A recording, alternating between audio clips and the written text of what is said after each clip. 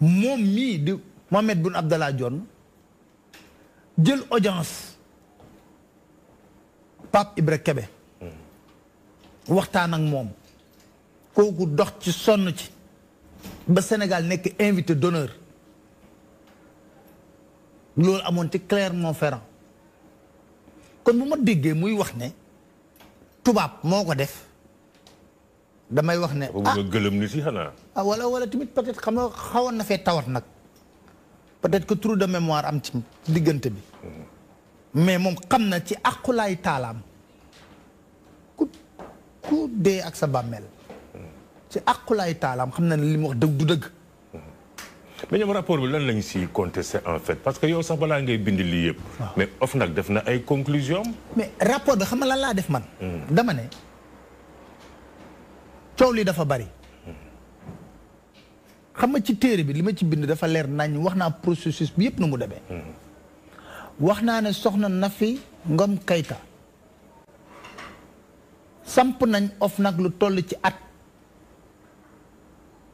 wutaluñ ko njiit.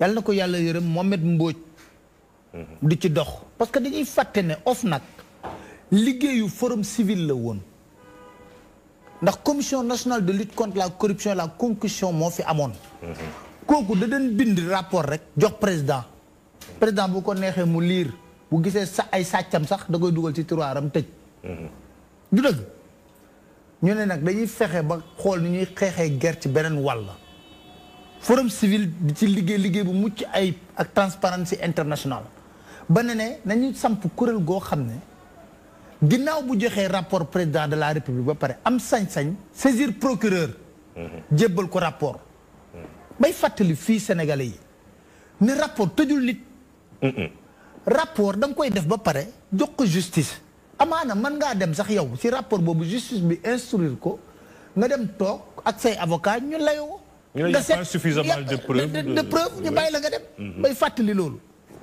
bañ ko joxee président de la république Macky Sall moo doon fëgg dënam di wax nag attention l'OFNAC c'est pour nous boobu mi ngi ko doon wax ay nitu APR am ci université hivernale ba amoon mu ne l'APR je vous préviens l'OFNAC c'est pour nous la CREI c'est pour les autres loolu sax man gëw ma ko parce que CREI ku ñëw ti mën nga ko fee bàyyi mën nga changer peut-être que CREI mode de fonctionnement bi mais bàyyi ko fi munoo wax ne CREI pour ñii la OFNAC pour ñii la OFNAC def rapport am toog atub lëm mënul liggéey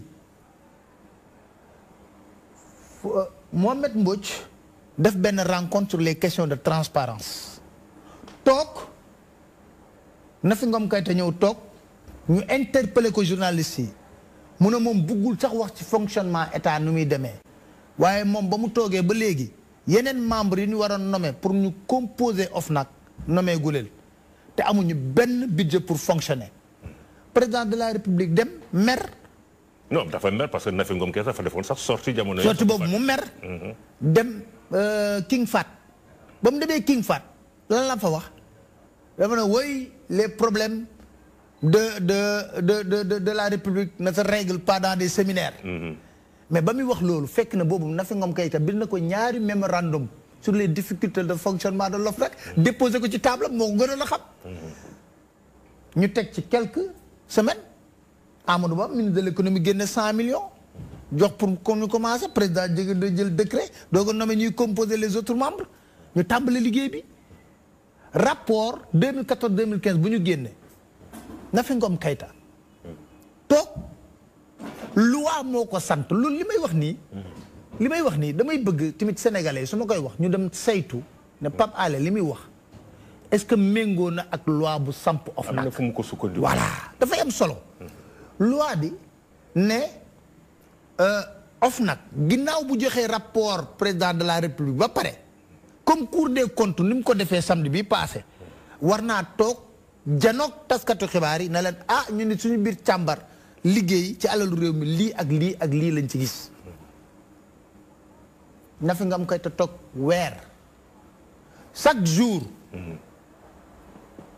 bu saisiré présidence ne ko président man da balaa bëgg la jébbal suñu rapport ñu ne ko agenda président dafa chargé ci biir loolu mu gis ne li agenda président chargé yëpp teewul mu recevoir Aminata Tall.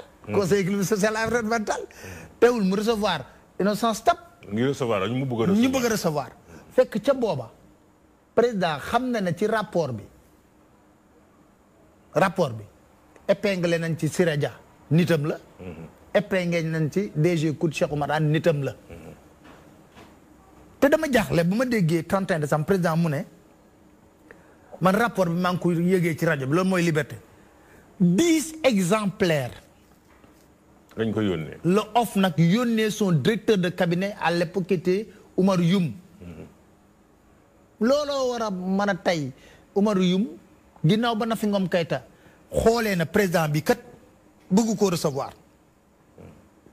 parce que ci biir livre bi maa ngi nettali tamit ne président recevoir la ko du benn bu ñaari yoon ne ko Nafi man daal su ma sañoon rapport bi doo ci def conférence de presse su ma sañoon nga def comme yeneen rédaction yu ñu def nga yeneen organes yu ñu def nga publier ko ci site internet rek parce que boo ko génnee journalistes yu corrompu yi nekk fi di këll-këlee di wax sama nguur dafa ñu gouvernance sobre et vertueuse Nafi na ko président man mënu maa def loolu parce que loi moo ma tënk mu ngi mel ni Cour des comptes mënu ko loi moo ma tënk man daal su ma soñoon nga def loolu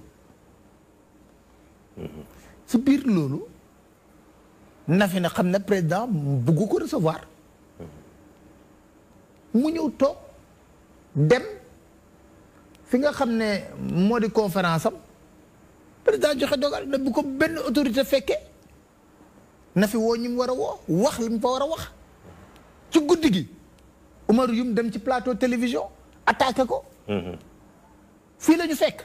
non moom foofu la signé arrêt de mort ci OFNAC. waaw foofu ak leneen déclaration de patrimoine parce que dafa am ay nitu président yoo xam ne da leen topp na leen yéen yor ngeen budget plus de 1 milliard war ngeen def seen déclaration de patrimoine ñu bañ. ñooñu dem clamé ko président di ko wax ne ko Nafi ñii samay xarit lañ waaye mu ne ko président man ñi man santuma leen ko loi bi moo leen ko sant. du man loi bi moo leen ko wax. c'est en fait loolu mooy problème bi loi bi mu ngi fii parce que Sénégal arsenal. mais dama ne xam nga lan moo le prévoir. xam nga lan moo jaaxal Sénégalais yi lu tax tey jii ñu ne concussion. soo xoolee. Sénégal lan lañ ciy wax. dañuy wax ne Sénégal ba tey jii mi ngi ci zone rouge corruption. ñaata organe de contrôle moo fi nekk. CENTIF mi ngi fi. yëpp a ngi fi. lépp ngi fi moom. rapport yi tey jii président Macky Sall moo doon fëgg dënnam. j'ai créé l'OFNAC. gouvernance sobre et vertueuse 21 rapport mi ngi ci kaw table procureur wax ma ci ban lañ ci puus pourtant de bañ bëggee tëj Khalifa Sall rapport am ngaa woon na de voilà rapport am ngaa woon na de 2014 le Cour des comptes gëj a génne rapport te loi moo ko tënk na ko chaque année da nga warloog askanu Sénégal génne rapport boo xam ne dinañ xam seen alal nuñ ko yoree mu toog 2014 2015 2016 2017 2018 ba 2020 doog a génne rapport ban leen laajee lan lañ la wax waaye c'est des dysfonctionnements techniques. waaw technique. loolu la ñu expliqué comme raison moo tax génne woon rapport chaque année.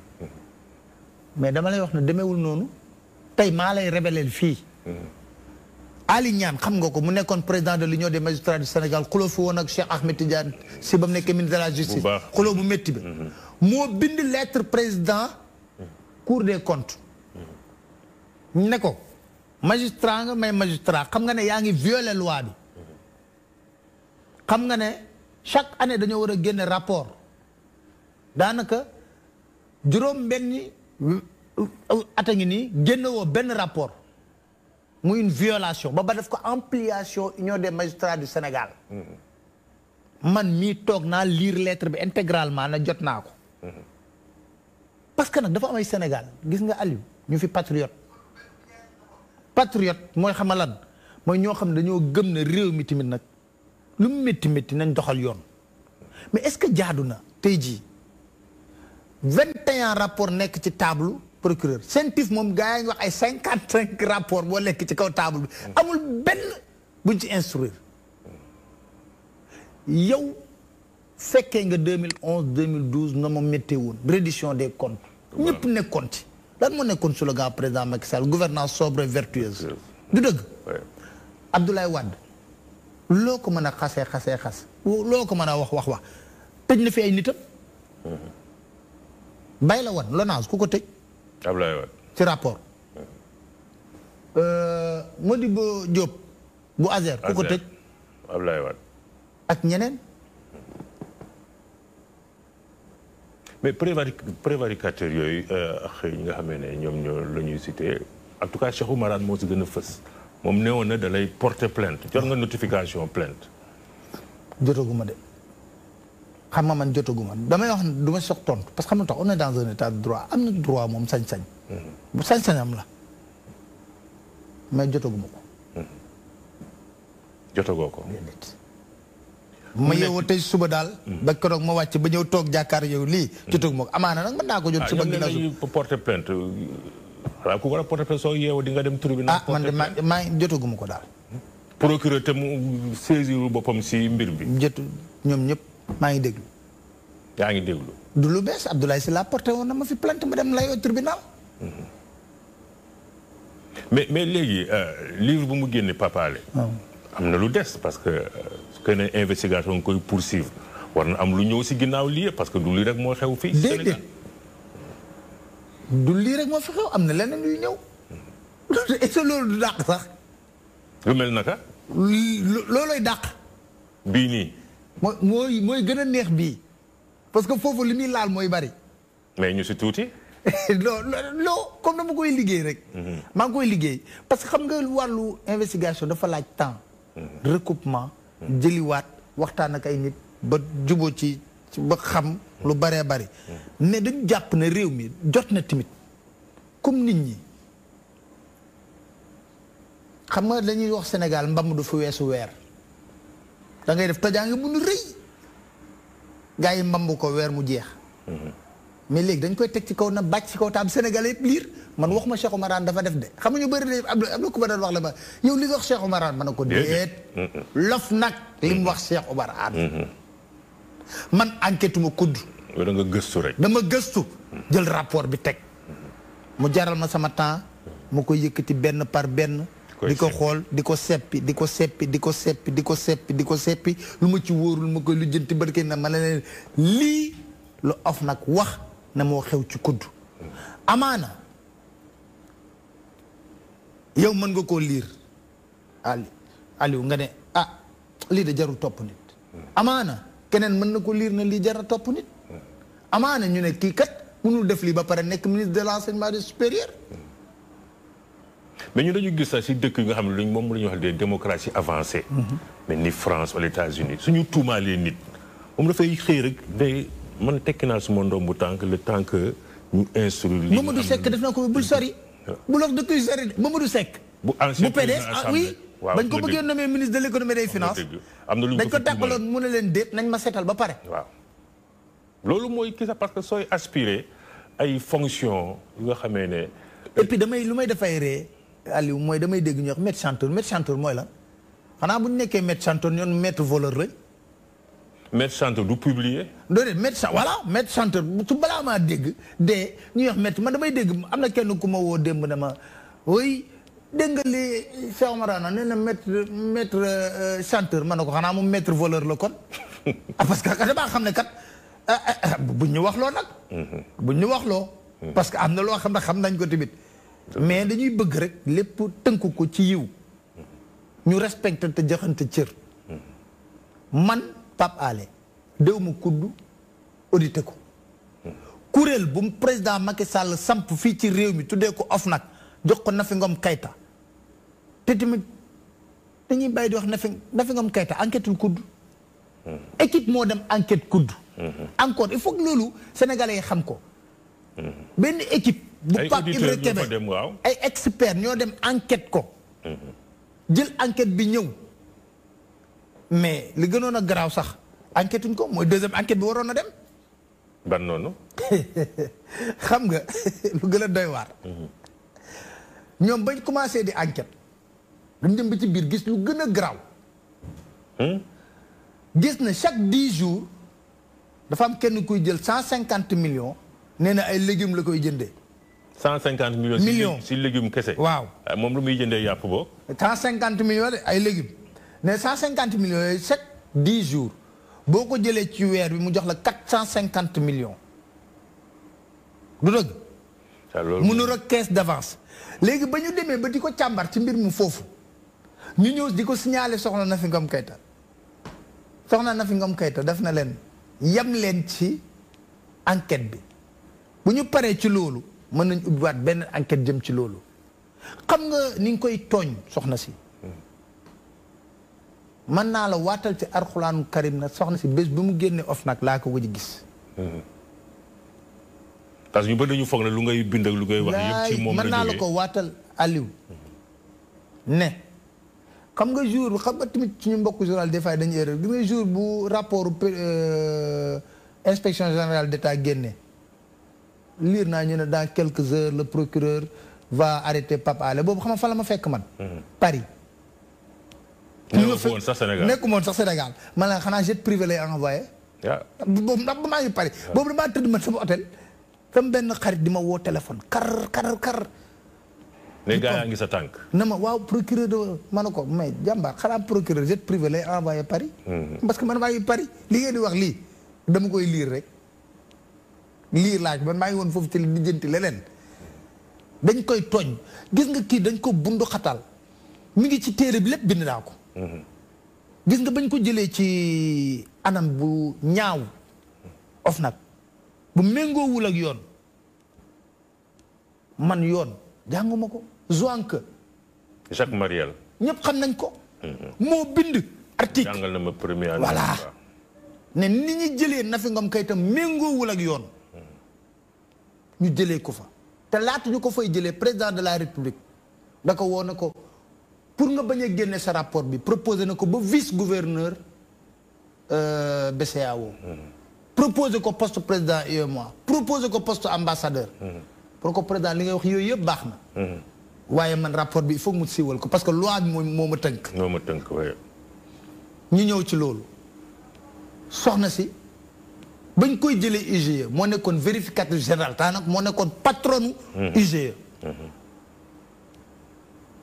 ñu remplacé ko xanaa boo koy delloo IGE war nga ko jox orma war ko jox cër mu ñëw foofu président ne bugg koo tëg bët ndax bureau IGE yi temps yooyu mi ngi woon ci biir présidence xam nga lu ñu def dañoo wut bureau rue cadre dig fu mu nekk wetu foofu ne ko foofu la sa bureau di nekk soxna si ne leen kon ma jéggal leen ko fii waruma fi nekk wut disponibilité may leen jàmm ne leen bàyyi mu wut disponibilité moom ba mu yomee disponibilité dem continuer jàngam di def PhD en matière de bonne gouvernance États-Unis lépp ngir bëgg jàmm moo tax su ma déggee ñu koy tudd fi mu nekk nii te mu sori lool coow li sori ko lool la lan la xamul ci Petro-Tim moom bu waxoon ci Petro-Tim dëkk bi toj yi sax xam nga loolu